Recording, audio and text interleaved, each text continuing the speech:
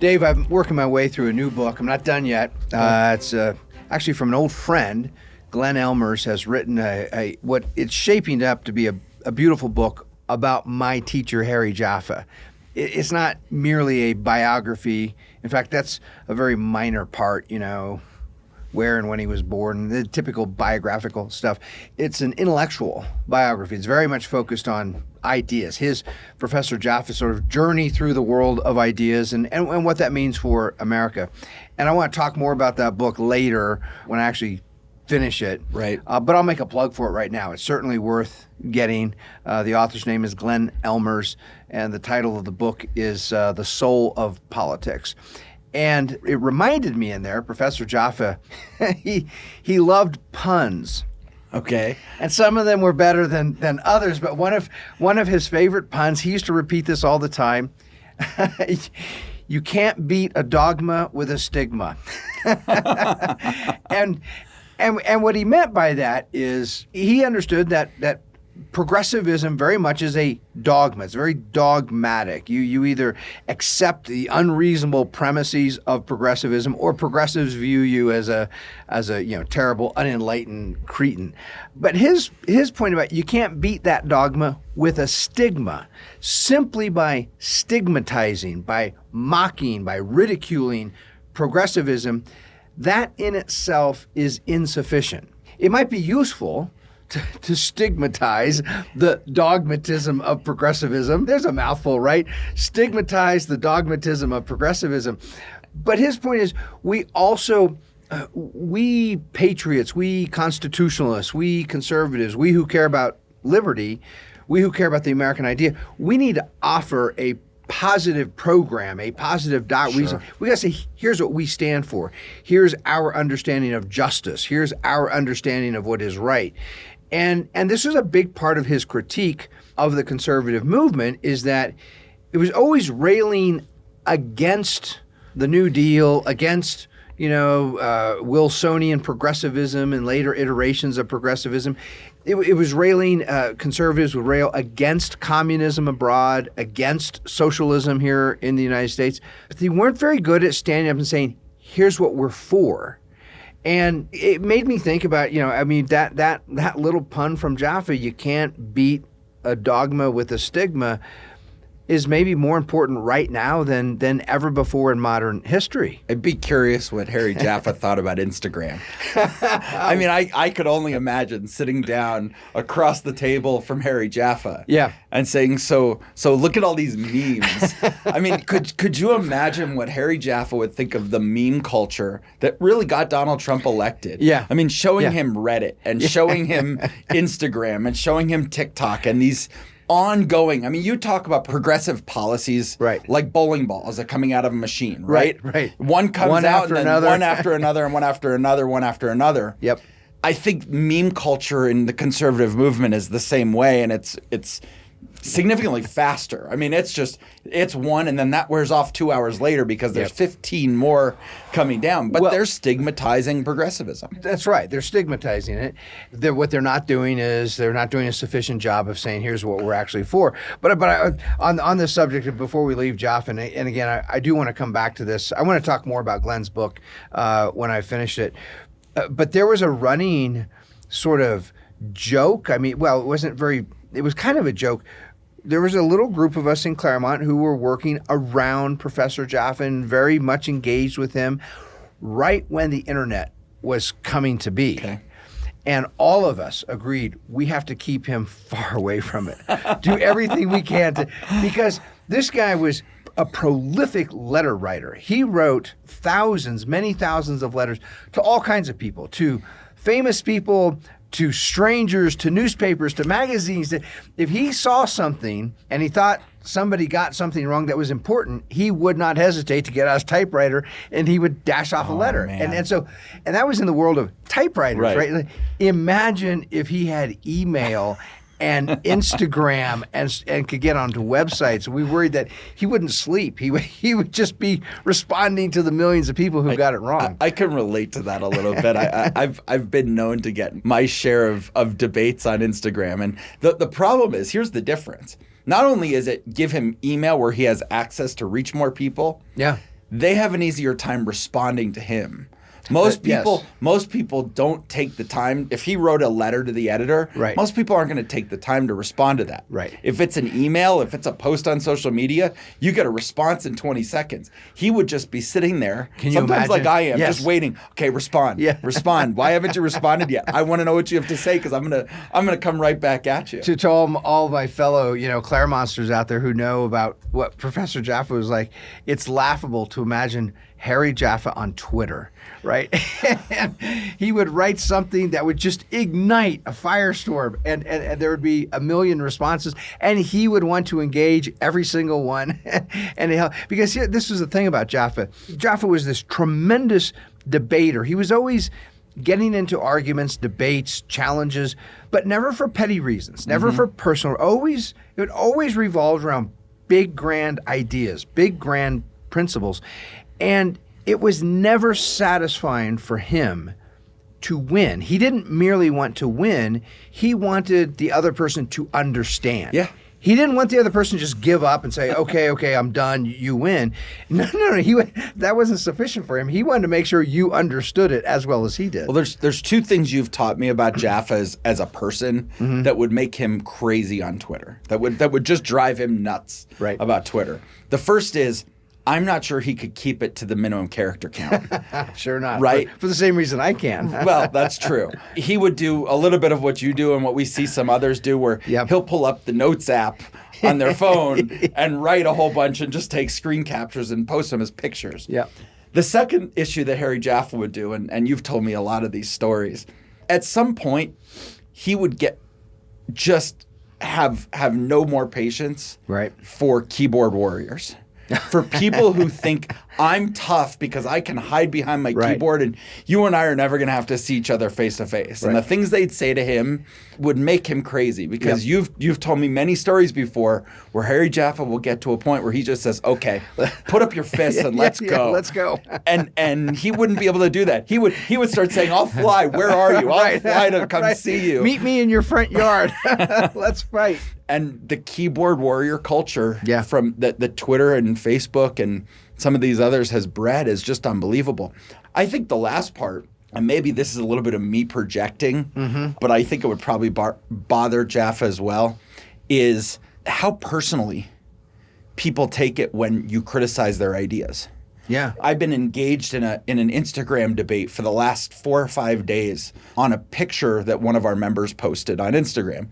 And Instagram, of all the social media sites, is the hardest to have discussions about because you can't post links and you can't do paragraphs.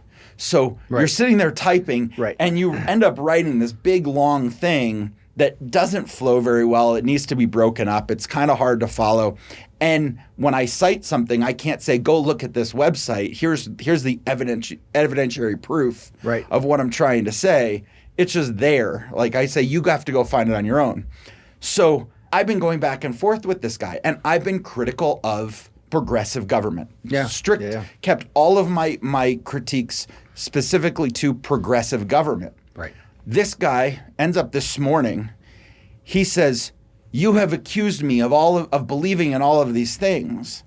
And I wrote back, I said, I haven't accused you of a single thing. I said, the only thing I've accused you of is saying that you believe that government should regulate capitalism.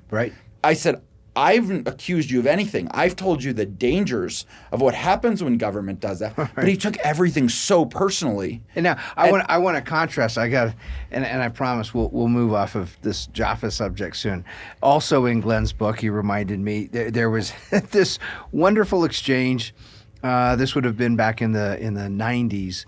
Professor Jaffa had a quarrel going with one of the scholars at AEI, and Jaffa was sort of famous for. He spent most of his time arguing, debating, fighting with conservatives because he wanted conservatives to get the founding right, and he was seeing so many conservatives getting the founding wrong, including this guy who was at the American Enterprise Institute. You've often talked about Jaffa's famous quarrel with Antonin Scalia in person. So nobody was off limits. Nobody was off limits.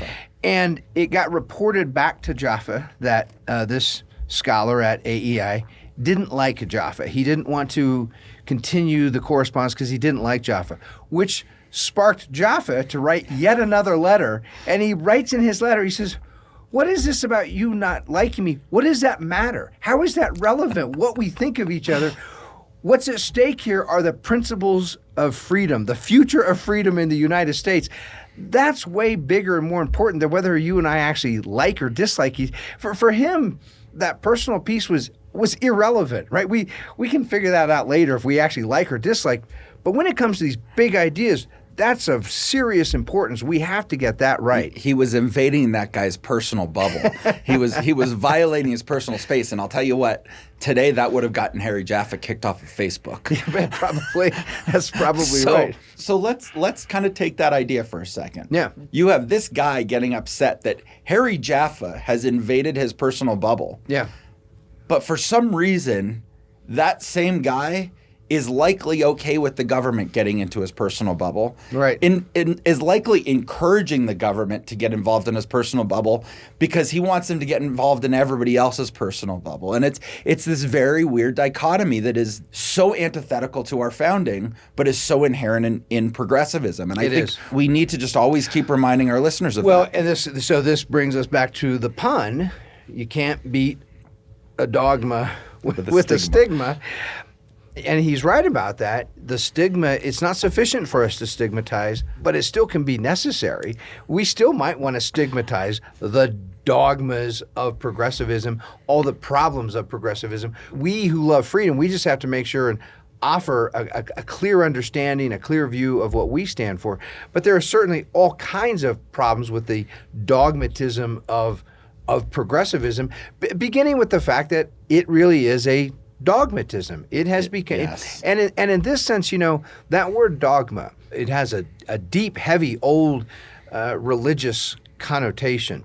Within the Catholic Church, for example, there are certain dogmas that are part of the Catholic teaching that are meant to be unquestionable. This is part of the faith. To be a Catholic means you have to believe these things. There's no questioning, no challenging, and in a way, it kind of reminds me that our politics today very much is a kind of religious war, something like a medieval holy war in this regard. Progressives, even though many of them tend not to be religious in a traditional sense. Right. And they'll mock religions, they'll make fun of churches and everything that goes along with the ceremonies and all that, the history, the tradition.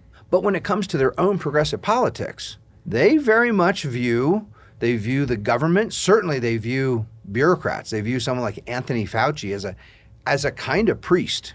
I mean, you defer to them. You have great reverence for them. They get angry if you mock or make fun of anything in a similar way that, Christians in the medieval world would persecute people who mocked the church or things like that. Go back to the word you just used. They have an unquestioning faith in whatever Dr. Fauci says. Right. They don't think about it. They don't question anything. It is an unquestioning faith, which really is a dogma. And this goes far beyond just Anthony Fauci. I mean, think of what progressive government has been doing for decades. Part of what it means to be a progressive is you believe in that. You believe in the war on poverty. You believe in the war on drugs. You believe in a large bureaucratic state that issues millions of pages of regulations that's going to control and govern you just believe in that. Whether you actually know anything about it or not doesn't really matter. As long as you have faith in that, and then you mock and ridicule anybody who questions it. So there's very much a dogmatism that is inherent in the modern progressive movement, and it's okay for us to stigmatize. We should be stigmatizing that. I hope I'm not overstepping a line here by making this analogy, and maybe I am, but that dogma has been present in that progressive ideology, not just in America, but really think about, I mean, we've talked a lot about Nazi Germany over time on this podcast. And when you think about it, how many of those soldiers, those Nazi soldiers, how many of those SS officers just had an unquestioning faith in the Nazi party, in Adolf Hitler? Yep. They were literally sitting there saying, I've never killed anybody before, but he's telling me this is the right thing to do, and I suppose I should do it. Right. I'm going to go kill people who don't meet these Aryan race requirements. Yep. It's insane. Yep. But we're doing it again and again and again and again. And the same thing if you look at the history of communism, and you and I make this point often, and it's worth repeating. All these murderous, tyrannical ideologies, whether it's fascism, socialism, communism, these are all versions of progressivism. They all come from the same body of social science. Their differences are quite minor. And you look at the history of communism and communist regimes, same thing. There are very few communists who are serious students of Karl Marx, and actually study the ideas and get it. Most communists they have this dogmatic belief that this is going to work. They're told by the people they look up to that this is all going to work out, and they're going to have all the food they need and all the housing and shelter and education that they need, that their needs really are rights, their needs are entitlements, and these are all going to be fulfilled. And millions of people buy into that dogmatism. And just to think about how silly that really is, it goes back to something we talked about several months ago. It's the Wizard of Oz. Yeah. Right? There was a dogma in the Wizard of Oz. Don't look behind the curtain. Right. Don't question who the wizard is.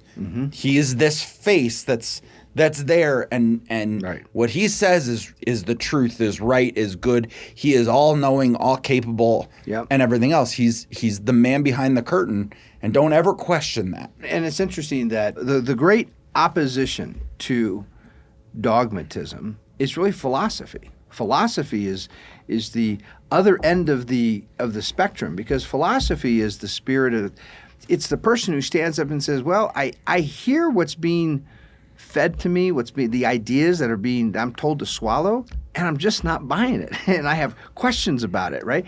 And in a way, what we're facing today is not only a kind of political division in America that's really unprecedented, we're also facing a kind of denial of philosophy. That philosophy's not even possible. You shall believe this and conform, or else. And then they're just trying to figure out what the or else actually is going to be. But as the politics of progressivism, the dogmatism of progressivism is basically saying, we don't want people thinking, questioning, challenging. And that's the heartbeat of philosophy. I mean, as somebody who's studied more of this history than most, I would pose this question to you. Has that always been going on? And to me, my perspective is, there has been a progressive pushback on philosophy, on questioning things, on the asking why, since its early stages. It actually formed out of that question, which is really interesting, right? They actually sat there and said, well, maybe the Constitution and the Declaration weren't good, and we should ask questions. And then they came to the solution and they said, okay, we've got it. Yes. Now don't ask why. It seems to me it's the expansion of the bureaucracy and how big it's gotten and how all-powerful and controlling it's gotten that has made the ability to question why so much more difficult. It's absolutely true. So this is kind of part of the intellectual problem, really the intellectual risk of the modern progressive world. That the great risk is increasingly we seem to be moving away from the idea that it's even possible, that it's right to think for yourself, to stand up and ask questions. And in a way, this is a permanent problem with philosophy. I don't want to go too far down that road, but remember even Socrates in ancient Athens, they didn't welcome his questioning. They end up executing him, right?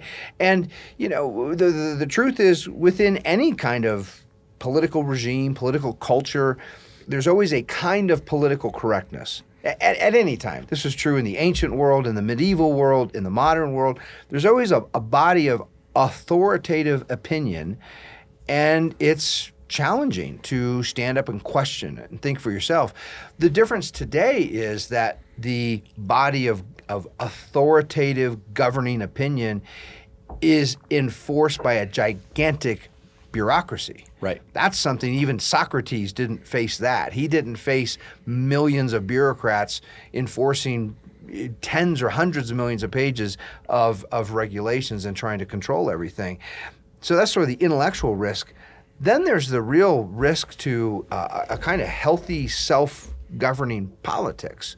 One of the things we're in need of today is a defense of self-government and the politics, the political art of self-government. Sure. Part of what it means to govern ourselves is we make our own choices, and we're going to disagree on things.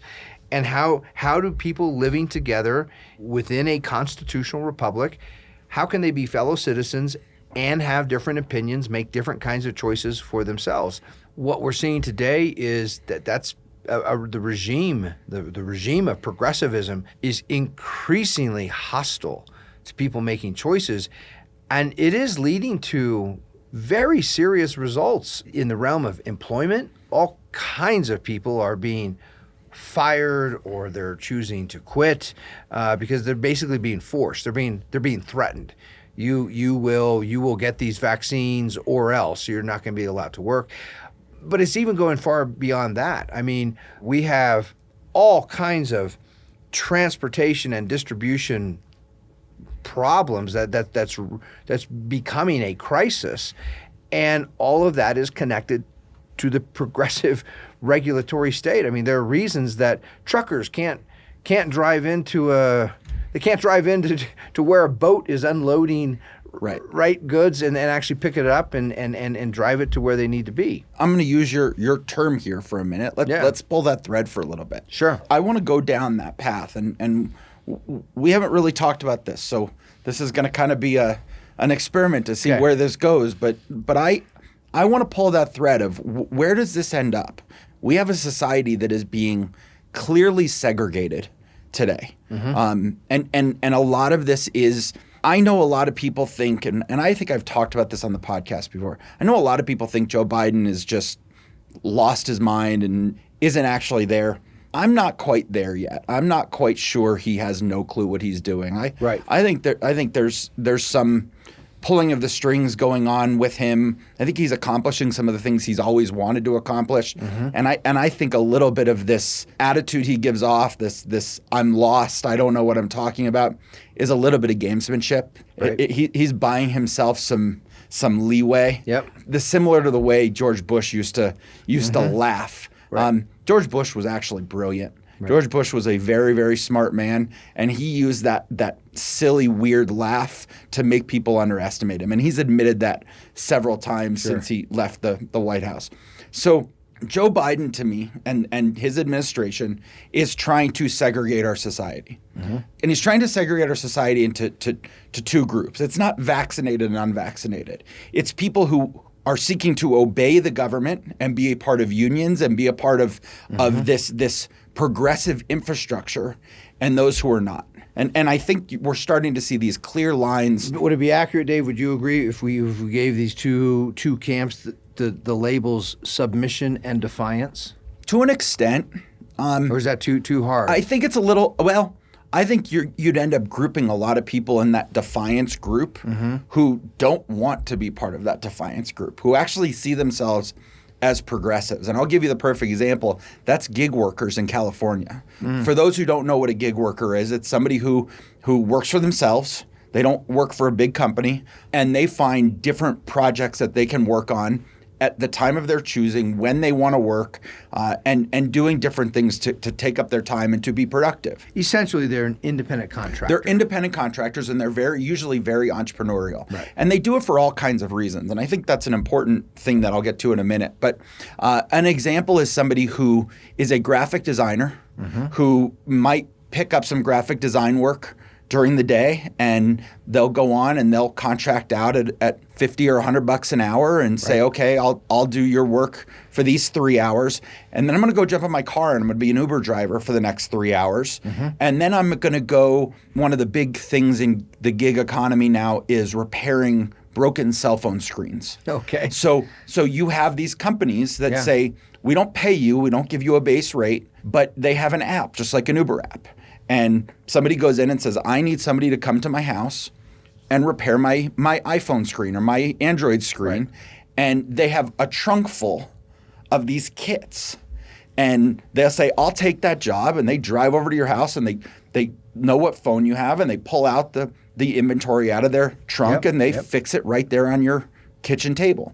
But they're doing all that work As an independent contractor. As an independent contractor. They're not an employee Correct. of any traditional business. And the biggest reason, when you ask it, it's generally a younger demographic that's doing these types of things Right. when they have multiple gigs, right? Right. You have some people where it's a side hustle. I have a full-time job, I'm a teacher, I'm a this, I'm a that, and I've got 2 hours in the evenings that I'm willing to dedicate, and I can go make a little extra money being an Uber driver. Right. There's also these people who that's their full-time thing. They're doing 5 different gigs in a day to fill their day.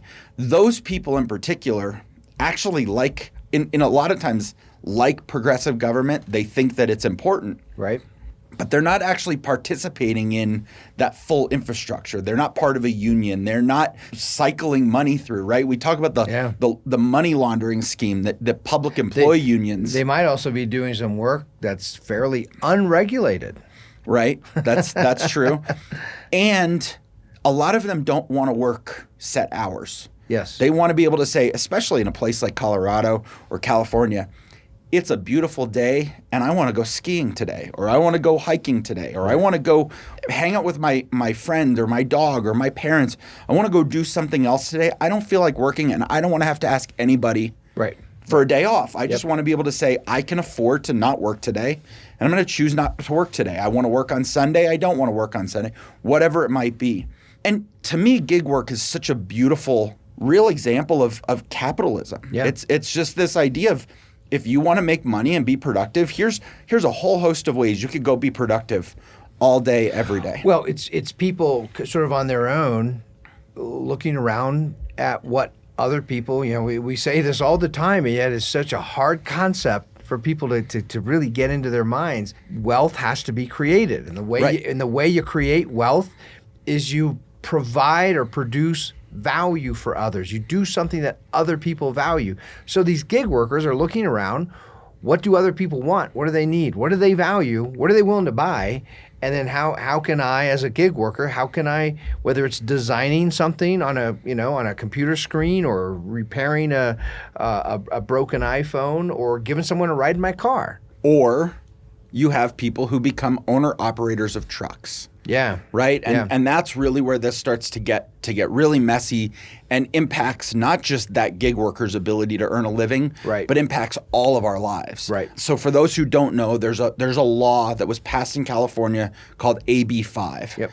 And AB 5 was a limitation on gig work. The goal of AB 5 originally was to try to force companies like Uber, to employ their drivers full time. Yes. Force them to give them benefits, force them to give them vacation time, force them to give them paternity leave, maternity leave, all of that kind of stuff. We should probably clarify this. We might have some listeners who don't really understand what it means to be an independent contractor or a gig worker, which is just another name for it. And the difference is this: if you are actually an employee of a business, all kinds of state and federal laws and regulations, including things like minimum wage laws, how much the minimum you have to be paid, and laws that your employer, the business that employs you, has to provide health insurance for you, and maternity leave if you have a baby, or in the case of the Secretary of Transportation, you get paternity leave. The point is, there's all these requirements. And let's not forget OSHA involved in that as well. You have to provide certain levels of safety and quality of work environment. With one big exception. In the 1980s, when OSHA was ramping up its regulations on workplace safety, the Washington Post, of all places, this is when the Washington Post still did some actual investigative journalism. They went over, it turns out, in the basement of Congress. You stand there on Capitol Hill, the actual Capitol building. Down in the basement, there used to be, I don't know if they're still there used to be a number of federal agencies housed in the basement of Congress. And they sent reporters down there, and what they found in was dozens and dozens of violations of OSHA regulations, the lighting, the ventilation, all this stuff. And then they went and dug into the laws, and it turned out when Congress passed all these OSHA regulations, exempted Congress. They apply to your business, my business, everyone else's private business. They don't apply to the federal government. Typical federal government rules for thee and not for me. But coming back to this big point, if you're an employee and you work at a business, the business by law and by regulation has to provide and do all kinds of things. Whereas if I'm an independent contractor and you contract me to do some work and we make an agreement. Mm-hmm. Okay, Dave, I say I'll do this certain amount of work and you agree you're going to pay me. That's it. As an independent contractor, as a gig worker, I'm responsible for my own health care. I have to figure out when I'm going to take vacation time, if any, how based on how much I'm working, how much I'm earning. All that's on me. And so what AB5 is saying is, look, let's be honest. The spirit of AB5 is we can't have these stupid Americans trying to make their own decisions about how much they're going to charge for their services and how they're going to pay for their own health care. And I mean, how can they live without an employer offering vacation time and maternity time? So we want to get as many Americans as possible to be actual employees of businesses, where then government regulations, businesses today in that respect, businesses really are an extension of the government. Right. Even for those of you who own your own business, and right now you're thinking, well, my business isn't. I run my business the way you want to. No, to a large degree you don't. You have to comply with all the regulations and laws that surround you. Especially if you want people to work for you. Right. I mean, so if we keep pulling on this thread of AB5 for a minute. Yeah. What happens with Uber? So the original part of this law says any driver who drives this many hours a week has to be treated as an employee. Right. So what does Uber do? They say you can't drive more than this many hours. They're not going to employ them. They don't want to provide all of these benefits. So they say you can't work more than this many hours.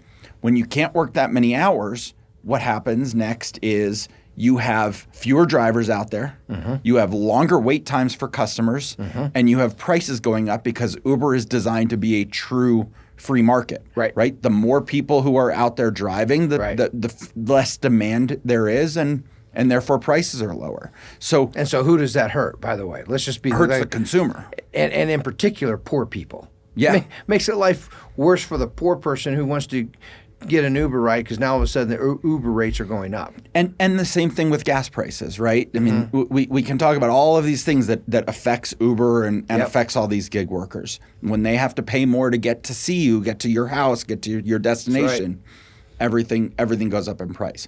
So what wasn't thought about when this gig worker thing was created, I believe it was created in Nancy Pelosi's district in San Francisco. Right. That's where it started, and then her nephew, Gavin Newsom, let's be clear, it is her nephew, ends up applying it to all of California. It ends up applying to anybody who is an independent contractor. What a lot of people don't know is that the Uber model wasn't created by Uber. The Uber business model was actually created by the trucking industry.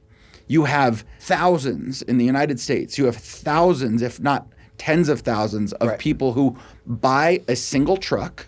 They drive it for a living, and the government has been putting rules on them for years. There are rules about how many hours you're allowed to drive in a single day. There's rules about what technology you can put on your truck, about what you're allowed to haul, what you're not allowed to haul, what your weight limits are. By the way, the government's position has been all those regulations are absolutely essential. Absolutely. You can't go without those. Otherwise, people will be crashing trucks and killing people unless there's a pandemic like there has been. And then the Department of Transportation lifts all these regulations. And you know what they said? They said, well, we're kind of expecting that truckers know when they get tired and when it's not safe. And so they'll use their judgment. Right. Yeah. So AB5 ends up affecting the trucking industry. Yep. And now if you're an independent trucker, the brokerage, which is the original Uber, they're these shipping brokers who go out and they say, okay, we're going to put out a job, and we're going to say, we've got this company who needs this transported from a port in San Diego to Denver, Colorado, or to Austin, Texas, or New York City, whatever it is, and which truck out there would like to take this. And there's all kinds of interesting decisions that are made by private truckers. And I got to learn a little bit about this. You know what the number one item that most truckers won't take if you put it out there is tires. They don't want to haul tires? They won't haul tires because tires are the most commonly stolen item off of a truck. Oh, interesting. They have the highest value per weight. They're the easiest to grab and throw a bunch in a van. Right. And truckers don't want to haul tires because they often get stolen, and then they become responsible if you're an individual trucker. And so you even got to a point where some insurance companies, if they were writing a policy for these independent truckers, they would not write policies. They would write policies saying you can haul all of these things except for tires. And tires was the top of the list. But that's how a free market works. That's right. I don't want to take the risk of taking a tire across the country or a set of tires across the country. So I won't take that job, but I will take your job hauling flammable materials. I will dangerous whatever if I have the right truck for it. So now it applies to AB 5. And the truckers say, well, we're different than the Ubers, the gig workers of the world. We're gonna go fight this on our own. And they get an injunction from the courts. The Ubers tried to get the Ubers of the world, tried to get the same injunction, and it didn't pass. Or it didn't get through the court. But the court gave the truckers an injunction. And what happens? Gavin Newsom says, you're not letting me run my state the way I'm supposed to run it. I'm the progressive. I'm the one who knows better. I know better than these stupid Americans who don't know what they're doing. So if you're not going to let me control them, I'm going to control them in the places where I have total control, and that's on government property. So again, that includes ports. So we go back to proper purpose of government. Should you have a government owning land, or should ports be privately owned? You could say the same thing about airports. We've had a whole conversation in the past about airports. And it's connected to another notion we've talked about, the equal protection of the laws, right? The laws should protect the property, the liberty of every citizen. But if you're in California, and suppose I am an independent contractor and own my own truck, and I drive it myself, you're a truck driver and you're employed by a large trucking business that's complying with the vaccine mandates. You are free to drive onto the port and have them unload cargo onto your truck. I am not. I'm not free to drive in there. In fact, what's happening right now, you if you work for a big trucking company, you'll drive into the port, get the cargo loaded onto your truck. You'll drive right outside the port and then unload it onto my truck. And then I can drive off. And so earlier this week, Joe Biden's one of his voices, one of the people who speaks on his behalf, got on television and said, President Biden is trying to get everybody vaccinated because that's what's best for this country. If all those ships that are stranded out in the Pacific Ocean waiting to get into port, because when you don't have as many trucks going in, it takes a lot longer to unload the trucks and get those loads out so you can take more off. And we've got dozens and dozens of these huge container ships sitting in the Pacific Ocean right now waiting to get into the two major ports. Well, and a couple of obviously, and I'm sure I'm missing some important results, but among them is, number one, it causes huge delays because it takes longer to unload a ship. And number two, when first the shipping company has to unload all of its cargo onto your truck because you work for the big company and you're in compliance, and I'm not allowed to come onto the port property because it's owned by the government. Then you drive off, and then we got to stop, and you have to unload all your cargo onto my truck because now I'm free to go right. That also drives up the prices. It's not very efficient, and it drives up the prices, which again, it's bad for everybody, but it's especially bad for poor people. And it leaves shelves empty. That's right. I mean, and poor people, there are people who are willing to go spend more money on toilet paper at a nicer store, but you go into these stores where they have lower prices, the shelves are empty. Now, I wasn't planning on talking about this, but we should mention this because I can see this coming already. The cries of price gouging are going to be the next step, because what happens when shelves are barren? Some stores will say, we got whatever it is you want. You want bottled water, you want toilet paper, you want tires, whatever it is. We have it, and they raise their prices up because they know there's huge demand. Demand has built up because the shelves are empty. Right.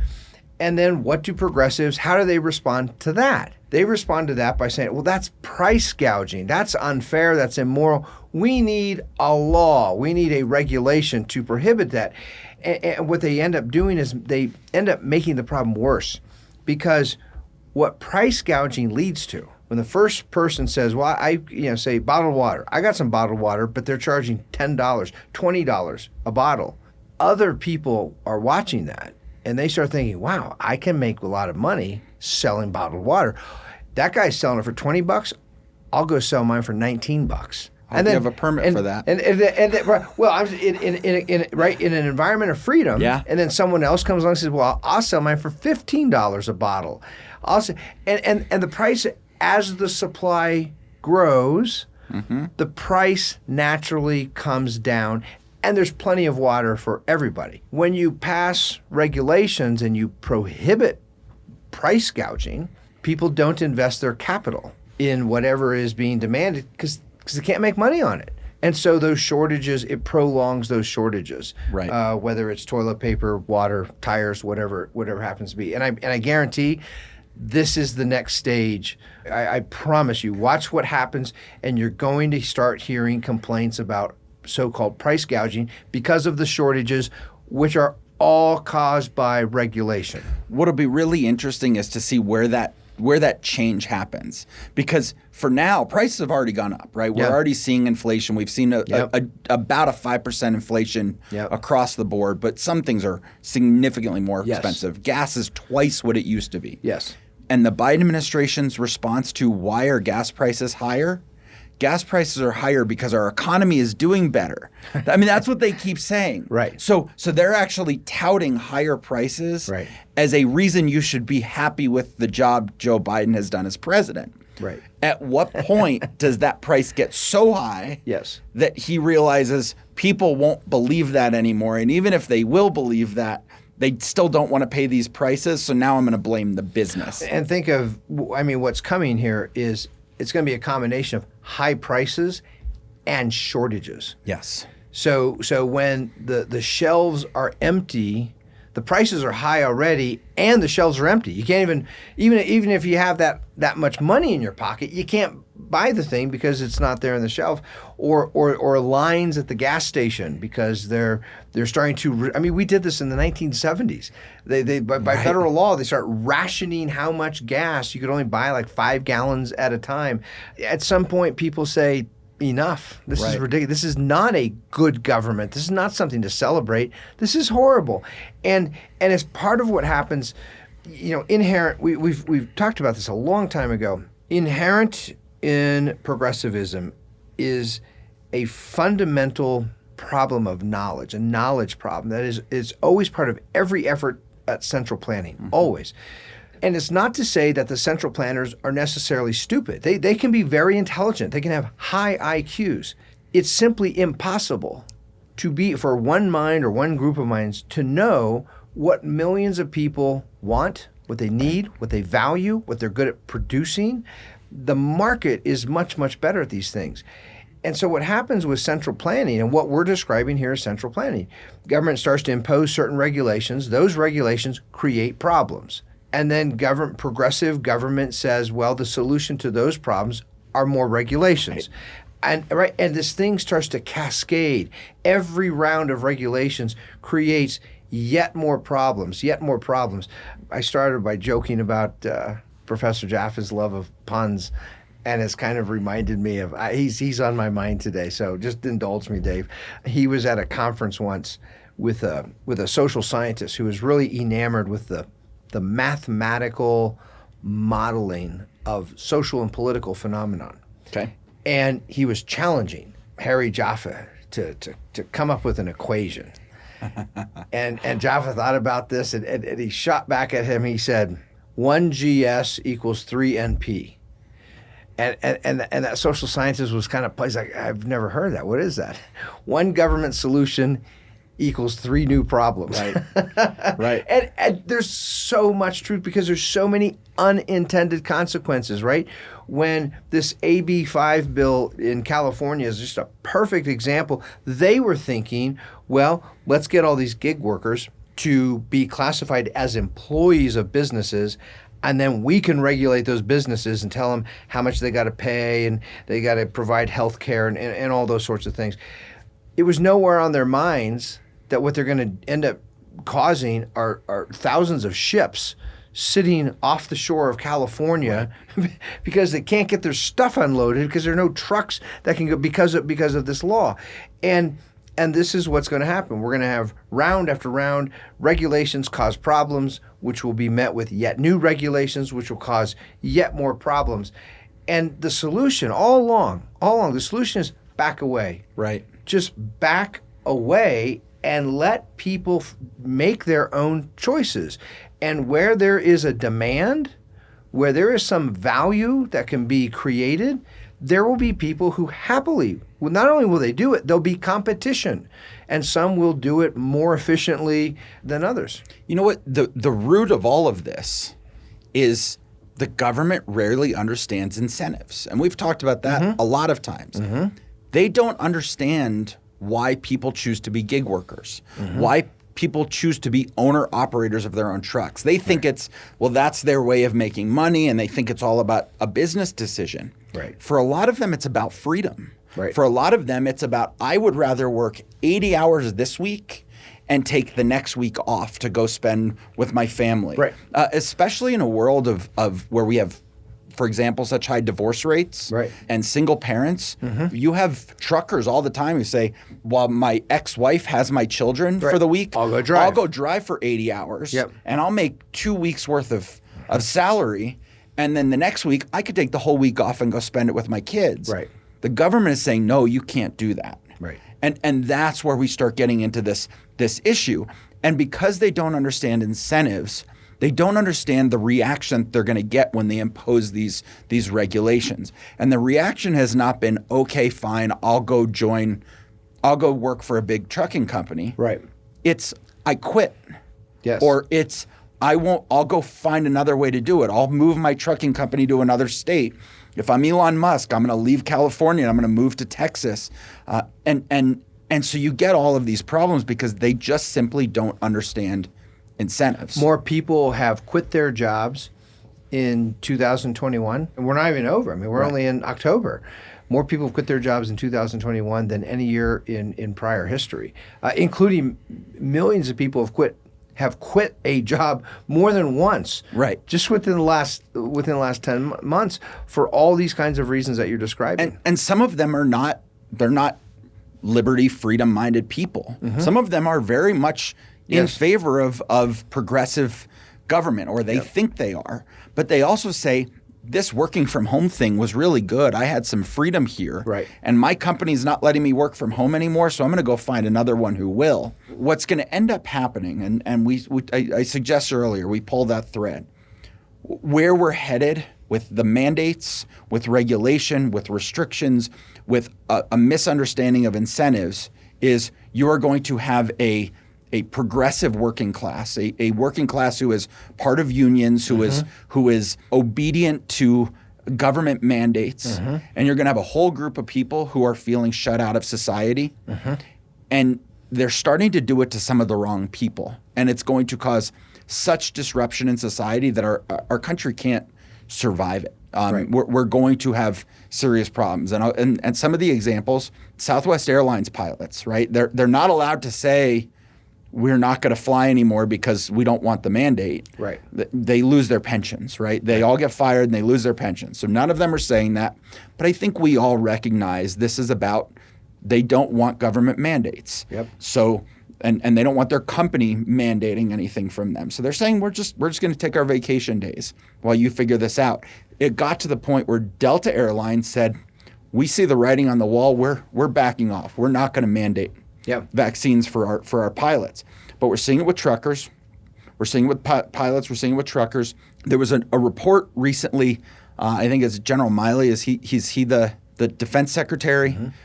He just put a ruling in place that says if you're in the military and you don't get vaccinated, you will be dishonorably discharged, which means you lose your military pension. Yeah. You're out. Where that's really affecting is Navy SEALs. There was actually a story that says not only will Navy SEALs be dishonorably discharged, they will get a bill from the federal government for the training that they were provided. Wow. So how do you think this group of highly trained military people who are now being forced out of their job, they put their life on the line for 10 years, and they're already upset about how Afghanistan went. Yeah. How are they going to respond? Yeah. It's an important question to ask. It's a terrible question it's terrible that we have to ask that, but it's usually important. I mean, man, if I was a government, I wouldn't want a bunch of Navy SEALs angry at me.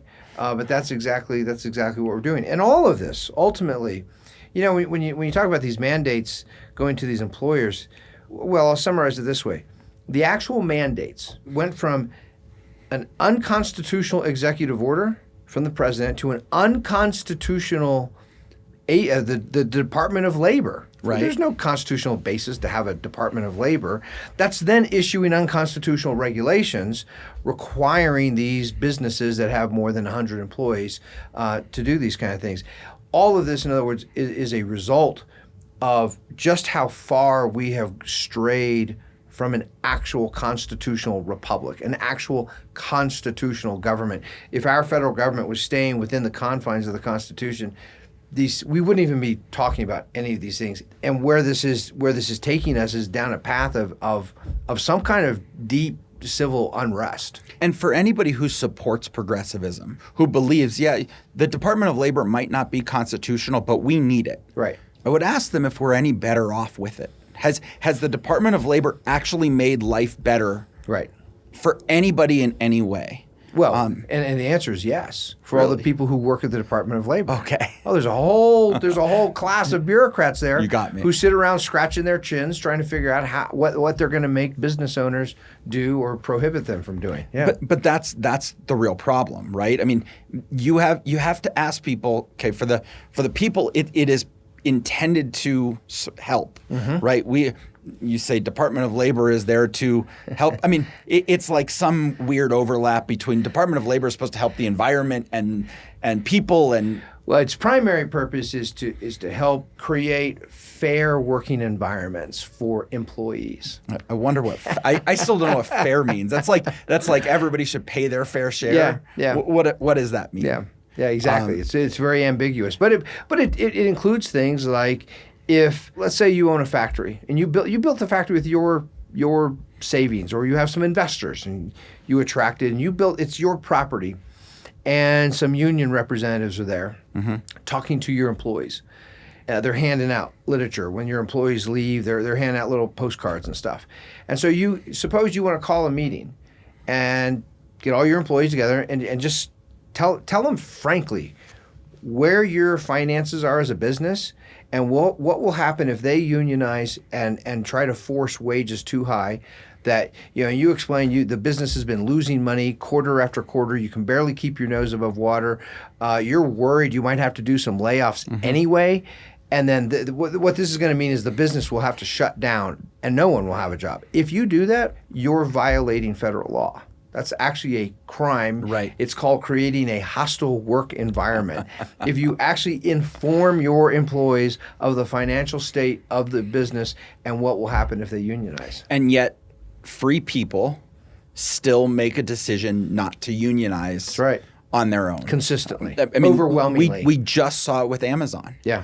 Amazon's workers got together and they voted on whether or not to unionize, and they voted it down. They said, no, we don't want to be a union. Amazon takes good care of us. Yep. They give us good benefits. They do all of these things to treat us as employees that would want to keep working there. That's right. Why would we unionize and threaten that? That's right. Yep. This is kind of a sour note to end on, but going back to our very opening line of you can't beat a dogma with a stigma. Love it. There's a lot of stigmatism.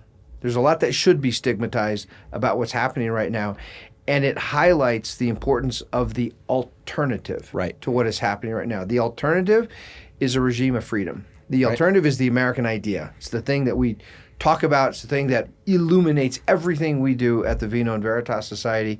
It's a free regime that is comprised of virtuous, responsible citizens who are quite capable of making their own choices. They want to make their own choices. They're not looking to be dependent on anybody else, not the government, not anybody else. They want to be self-reliant, virtuous, assertive citizens, and a government that understands it has a very narrow, very limited purpose to protect our liberty, protect our property, and it only exercises the powers necessary to do that.